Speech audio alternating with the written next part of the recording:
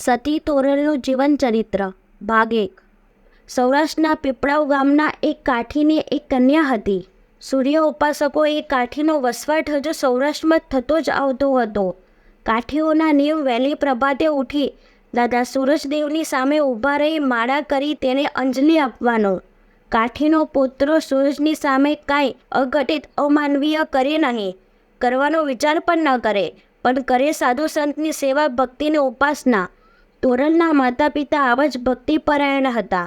ઘરમાં રોજ જ્ઞાન ચર્ચાઓ થાય, સાધુ સંત પરોણા હોય।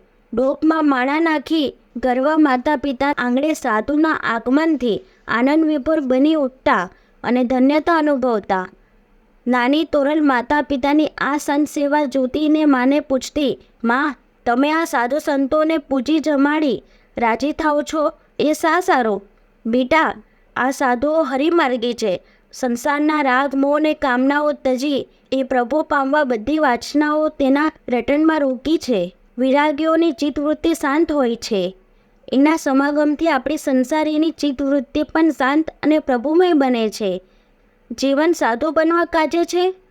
હા બેટા, જીવતરનો હેતુ ઉદય સાધુ બની અન્યને સાધુતાનું દાન કરવાનો છે। એથી શું? એથી પરમાત્મા રાજી રહે છે। કહેવાય છે ને કે તપ કરવાથી જ પ્રભુ રાજી રહે। ના બેટા, એ કરતાં સાધુ સેવાથી, સાધુના સમાગમથી પ્રભુ રાજી રહે છે। એનો અર્થ શું? સાવ સીધો, સાધુ સમાગમથી પ્રભુ એટલા સર્વપ્રકાશ રહે છે કે માનવ સાધુ સમાગમે સાધુત્વ પામવાનો છે। સાધુતા એટલે ચિર શાંતિ બેટા। માં, કહેવાય છે ને કે સંસારીને સાધુતા પ્રાપ્ત ન થાય, એ ખોટી વાત છે તોરલ। જો હું ને તારા પિતા રોજ રોજ સ્નાન પૂજા માળા કરી અભ્યાગતો માટે અને દળી દળી આવકારી જમાડીએ છીએ, એ જ સાચી સાધુતા છે બેટા। સાધુતા કંઈ સ્વાંગમાં નથી આવી જતી। ગીતામાં તેથી ભગવાને સંન્યાસી ધર્મને ગેરુવા રંગના વસ્ત્રોવાળો નહીં પણ વૃત્તિનો સંન્યાસ કહ્યો છે। તેવું સંસારી જીવો માટે સાધુતા પામવાનું છે। ભલે રાગી રહ્યા પણ કર્મોથી, સેવા પરાયણતાથી, દાનથી હરેક માનવમાં, હરેક જીવમાં ઈશ્વર જોવાની વૃત્તિમાં સાધુત્વ દેખાય છે। માની આ શીખની, માતા પિતાની આ સંત સેવાની, સાધુત્વની ઝંખનાની બાળક તોરલના દિલ પર ઊંડી અસર થઈ।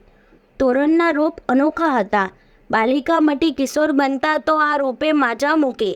સપ્રમાણ શરીર પર ગુરુમો, ડાળવની કળી જેવા દાંત, તંદુરસ્તીના સાફ પૂરતા લાલ પરવાળા હોઠ, સૌજન્ય અને કરુણા વહાવતા નયનદગ, ચંદ્રની જ્યોત્સના જેવા શાંત ને દિલચસ્પ સ્વભાવ।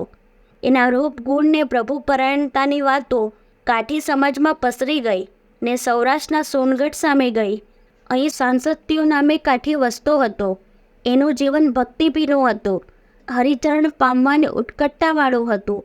એની સંપત્તિનો એ કથા, કીર્તન, ભજન અને સંત સેવામાં વ્યય કરતો। એક કાળે તો એ પણ ભીષણ લૂંટારો હતો, પરંતુ સાધુ સહવાસી એનામાં પરિવર્તન આવ્યું ને હિંસા, લૂંટ ને માંસ મદિરાનો માર્ગ મૂકી હરિભજન, હરિપ્રસાદ ને તુલસી પૂજાનો ઉપાસક બન્યો હતો। એની પાસે સૌરાષ્ટ્રમાં ક્યાંય ન હોય એવી વિશિષ્ટ 2 જણસો હતી, એક ત્રીજી જાતવંત ઘોડી અને એક ઉમદા પાણીદાર તલવાર। તોરલના રૂપ ગુણ ને સાધુતાની વાત એના કાને આવી। વિચારતા સાધુ મહાત્મા હોય તો તોરલની નમણી સાધુતાની, સંત સેવાની ને મીઠા કંઠે ભજનો ગવાની વાત ચોમીર એવી તો પસરાવી દીધી કે પીપળાવ ગામના કાઠીની આ દીકરી તોરલ બધાને મન અવિસ્મરણીય બની રહી। સાસત્યાને થયું, અરે કાઠીની દીકરી છે, માંગુ નાખું, પણ ભૂતકાળના મારા સરખા ચોર ડાકુને પાડીને તોરલ જેવી પવિત્ર કન્યા કેમ પરણે? પીપળાવ બાજુથી જે સંત મહાત્માઓ આવે તે પ્રત્યેકને નમી સાસત્યુ કહે, મહારાજ, તોરલના ઘરેથી જ તમે આવ્યા ને? હા ભાઈ, એના હાથની રસોઈ જમીને આવું છું। સા મીઠા બાજરાના રોટલાને 101 કમળની દાંડલી જેવી આંગળીઓથી ડોણી હાથમાં લઈ ધાડીબોળ છાશ સાધુઓને પીસે છે। અરે ભાઈ, રાતભર એકલી તોરલે જ એક તારો ખોળામાં લઈ આંગળીએ મંજીરા વીંટાળી મીઠા કંઠે ભજનો ગાયા છે। અમે ઠાકર, આવી તોરલને સે પરણે?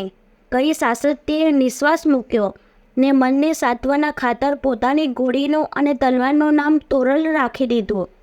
સગાવાલા અને સાથીઓ સાસત્યાની તોરલ સાથે લગ્ન કરવાની વાત કરી ગયા હતા. એટલે એક દિવસ માંગુ નાખવા પીપળાવ ગામ જતા પહેલાં સાસત્યાને કહ્યું, કાઠી, અમે તારા સારો તોરણનું માંગુ નાખવા જઈએ છીએ. અરે રામ, એ બનશે ક્યાં તોરણ ને ક્યાં હું? તકદીરની વાત છે, પણ તારી લગન તોરણમાં છે એટલે અમે જવા તો નિર્ધાર કર્યો જ છે. જેવી સુરત દાદાની મરજી. સાથીઓ સોનગઢથી રવાના થયા ને પીપળાવ આવ્યા. તોરણના પિતા પાસે લગ્નનો પ્રસ્તાવ મૂક્યો. સાસત્યાની પ્રભુપરાયણતાની બધી વાત કહી. રહો બા, મારી લાડકી પુત્રીને પૂછી જોઈએ. માતા પિતાએ મહેમાનોને જવાબ વાળ્યો. તે તોરલ પાસે ગયા. તોરલ મહેમાનોના મોંએથી છુપાઈ પોતાના સગપણની વાત સાંભળી હતી અને નાતીલાઓ તેમજ સાધુ મહાત્માઓ દ્વારા સાસત્યા કાઠીની ધર્મવિમુખતા જાણી હતી એટલે બોલ્યા, માડી, બાપુ, મારો સંબંધ ખુશીથી સોનગઢ કરો. હું રાજી છું, કારણ કે કાઠી હરિના માર્ગનો પથિક છે. મને એવું જ ઠેકાણું ગમે છે. માતા પિતાએ વેવિસાણ કબૂલ રાખ્યું. મહેમાનો ગયા. લગ્ન સંબંધ થયો. જાન પરણીને આવી. સોનામાં સુગંધ પડી.